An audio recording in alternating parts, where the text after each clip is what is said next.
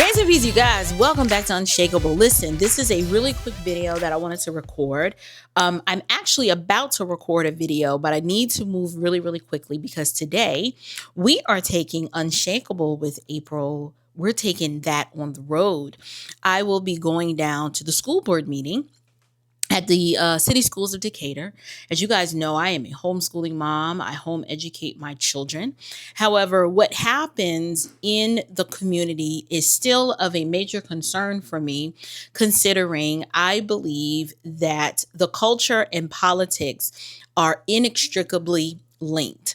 So I am going down to the school board because I want to show my support for Dr. Whitaker, who is the superintendent of schools of Decatur City Schools. If you had an opportunity to watch the video that I published the other day, I covered the Jim Crow tactics that the white liberal feminists on the school board are attempting to resurrect as they viciously attack without merit or warrant or cause or reason the Black female superintendent of schools who hasn't said anything disparaging, hasn't done anything disparaging. I mean, y'all know I live in Atlanta. This is the bastion of colored communism and melanated Marxism. And usually, when I am covering a story that has to do with a Black female in leadership, it is usually to highlight the impropriety or the poor outcomes or the bad behavior or just the Black fatigue that these women typically become famous for. Well, this is not that. Dr. Whitaker happens to be the superintendent of schools for a major school district in Metro Atlanta. That is a very big deal.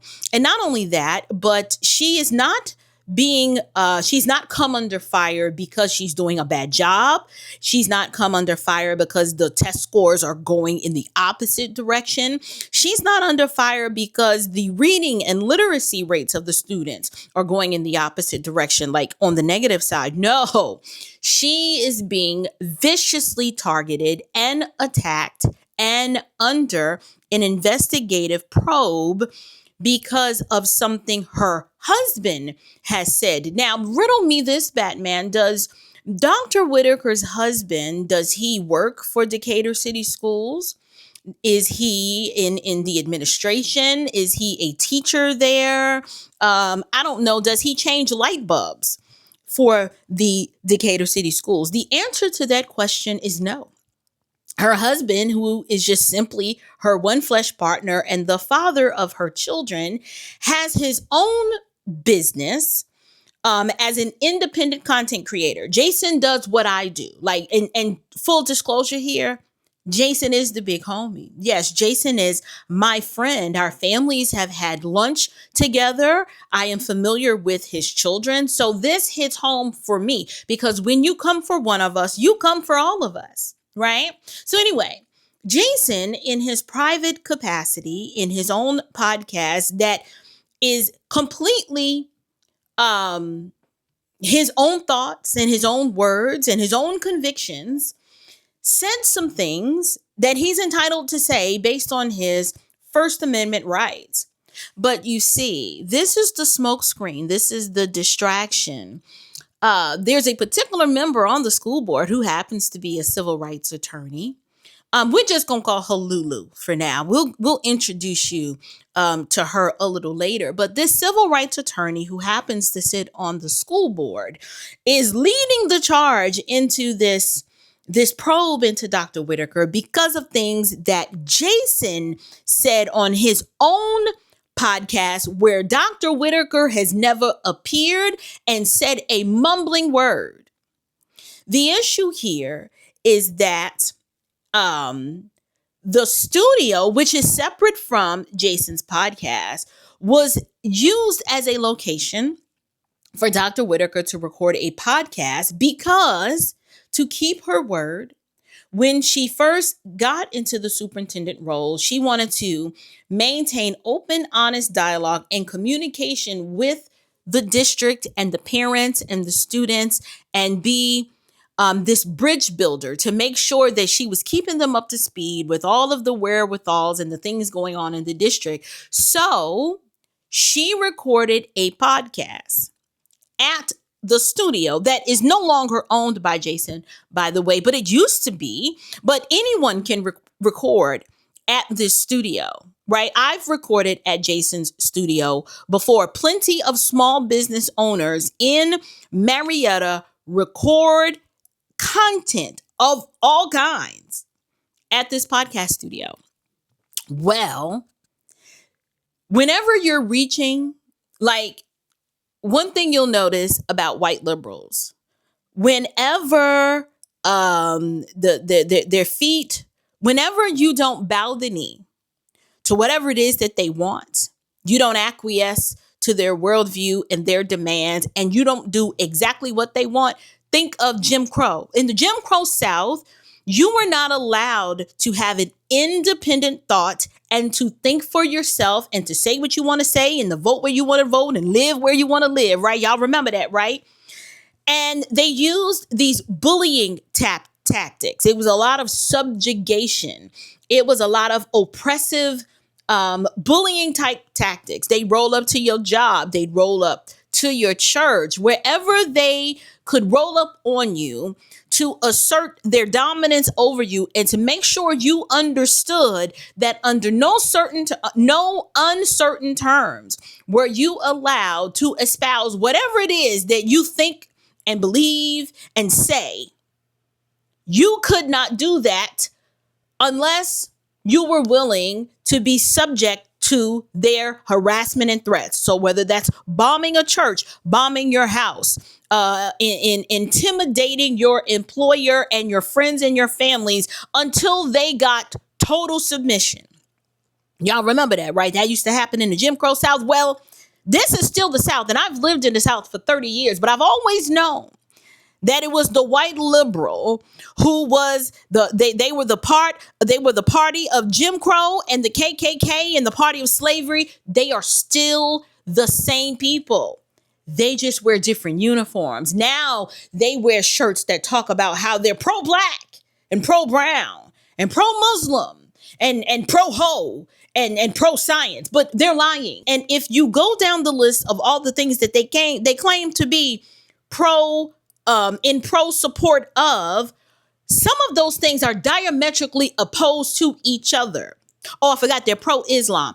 Notice though that they're not pro-family. Why would, and we're going to get back to Miss Lulu, right? Miss Lulu, we're going to call her Miss Lulu for now. Miss Lulu is a member of the school board. And I know I'm jumping all over the place. I'm just trying to keep this video under 10 minutes, but stay with me, y'all. Miss Lulu, who's a member of the school board, who wore a shirt to a school board meeting at one point that said it was pro-black, she was pro-brown, pro-Islam, pro-ho. Let's not forget that part, the sexual promiscuity and the pro-prostitution. A school board member, someone who is responsible for shaping the minds and hearts of children, wore a shirt that said she was pro-ho. But the black woman who is in a one flesh union with a man, they've been married over 20 years. They have 2 children together, wildly successful, incredibly intelligent. The black woman is the threat to the students, not because she has said anything or done anything or her performance is poor. It is because her husband dares to have an independent thought and to have his own podcast where he says his own thoughts and opinions into the marketplace of ideas, not where he doesn't allow his ideas to be challenged. Anybody who wants to go on Jason's podcast is more than welcome to push back against him and to challenge him on his ideas. But the Miss Lulu, right, on the school board has started this upheaval and this probe into Dr. Whitaker, not because of her conduct, not because of her results, not because of her performance or lack thereof, but because of words. Because, remember, to the liberal left, the white racist liberal, the party of the KKK and the Jim Crow folks, them words of violence. See, they have to police your words, because if words are ever allowed to make it into the out, right? Into the marketplace of ideas where they can be challenged, they can't have that, because they need total control, total domination. They believe they don't just own you as an image bearer. They own your speech, and they own your thoughts, and they believe they own your opinion. So today, I'm going to go down in a couple of hours, in a little bit. I'm going down to the Decatur City School Board. Now, I'm not a resident of the city of Decatur, so public comment may not be afforded to me, but that's fine. I do intend to stand in solidarity and to make my presence known. And I want the liberal media to put a microphone in my face. I want them to ask me, what are my thoughts on Dr. Whitaker and her performance? And what are my thoughts on the conduct of certain members on the school board? I'm going to say what absolutely needs to be said, which is that these people do not have the children's interest in the city of Decatur. They don't have your children's best interest at heart, because if they did, they would be focused on the main thing, which is how do we educate these children so we can shoot them out as arrows into the world where they can do great things based on their competency and their skill set. No, what they want these children, they want to capture your children, capture their hearts and capture their minds so that they can trans them.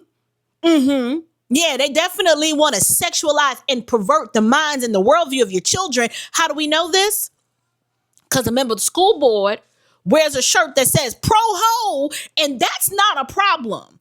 Promoting sexual promiscuity, high-risk sexual behavior, and prostitution to children is not problematic, but a Black woman who's married to a husband who has ideas of his own that he happened to disseminate on his own podcast in his private capacity is a problem for the school board. That's what you want me to believe? Nah, that's not what this is. This is racist white liberals doing what racist white liberals always do. They do not want Dr. Jima Whitaker to build a school for the little poor Black kids in the hood, because that would actually produce outcomes that are favorable, and they can't have that. They got to keep you poor. They have to keep you ignorant, and they have to keep you perpetually outraged. Well, one of those three is going to be true, and is actually true of me today. Yes, I am. I am outraged, but I am outraged with righteous indignation, because these people stink in my nostrils. They are perverted. They are evil. They are wicked. And they are unable to engage in any sort of meaningful intellectual dialogue because they want your ideological obedience, and they are not going to get that from me. So I just wanted to come on camera really quickly to let you guys know I'm going to calm down. I'm going down to the city of Decatur to the school board meeting today just to show up, just to make my presence known. I'm not going to go down there like some angry Black woman and show her whole entire tail. I am dressed too cute for that today with a whole face beat. That's not what this is. This is an opportunity for someone, me, a parent, a resident of this state, to make it unequivocally clear that this is unacceptable, this targeting that they're doing to Dr. Whitaker. And it may be Dr. Whitaker today, but they will come for you tomorrow. We cannot allow this. We must fight back, and we must assert our own freedom and make our own voices heard to let these racist Jim Crow white liberals know, the ones with the pink hair and the pro-ho t-shirts, that they don't own our worldview, and we will not submit. We will not submit to their ideological captivation. You will not chain our mouths nor our brains. We think for ourselves, and we are American Negroes who will function in their freedom regardless of what you feel about it. If you're concerned about what Dr. Whitaker believes, you should have asked her, because what she believes is what she believes. But what Jason Whitaker believes, he's already told you what he believes, and you don't have to like it or agree. But for you to think that we're doing this collective punishment thing, where you want to destroy a black family, a heteronormative nuclear family that is managed by the grace of God to keep their home intact for the health and well-being and benefit of their two girls. Oh, that's what you want to destroy? That's what you want to come after? We knew. We knew you aligned with Black Lives Matter. And we knew that Black Lives Matter absolutely wants to destroy the heteronormative nuclear family. Now we have the evidence. We have the evidence, and we're going to expose it, and we're going to make sure that everybody knows that that is what they're after. That's what they're after. They're after the heteronormative nuclear family, and they want to destroy that, and we're not going to allow it. So I just wanted to get this video out to let y'all know where I'm going. I may do some editing. I don't know. I think I made a few mistakes. I don't know, but I might just let this up. I might just put this up as is, because at this point, this is important. I want you to go to my YouTube community post page, and I want you guys to send an email to the City Schools of Decatur to make your voice heard and to make sure they understand that we will not tolerate this Jim Crow reminiscent bullying and subjugation tactics. You may thought that you could summon the spirit of your old great grandpa, but we're not those Negroes that just bowed our head and just went along with it from back then. No, this is a new crop of Negro, and we will fight you back. Absolutely. Whatever it takes, and by any means necessary. So love you guys with the love of the Lord. Grace and peace, and we'll see you in a little bit.